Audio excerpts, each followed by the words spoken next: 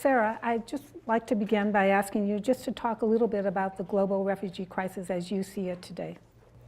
Well, I mean, I think the first thing to say is that numbers are staggering. When you think about 65.3 million have been forced to flee their homes, these numbers are unprecedented. We haven't seen such numbers since perhaps the Second World War, or in fact, when registration first started.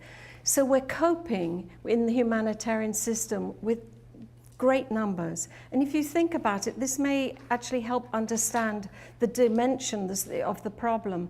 1 in 122 people across the world have been forced to flee. That's incredible. The majority are women and children.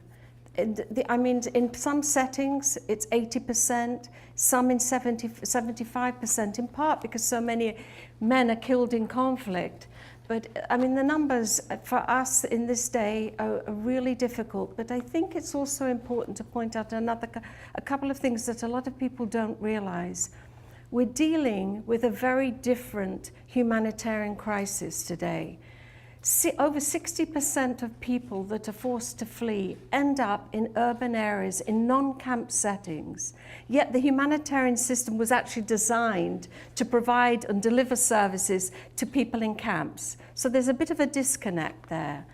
The other thing is that the average length of displacement is something around 20 years. So when we think about the humanitarian system, it was really set up to save lives, quick acting interventions, short-term interventions. Today, we are really forced to think about what do we do to really build stability, resilience of the population that are fleeing. And they, as I say, on average are displaced many years. There are cases of women who are giving birth to children today that actually were born in camps. And we're seeing people in urban areas that are so hard to reach because it isn't a camp setting, yet we've advocated a lot against camp settings because people are confined and don't have freedom of movement. So we're dealing with a very, very different world. And if I can add one thing, is that the humanitarian system is expected to really cope with this crisis.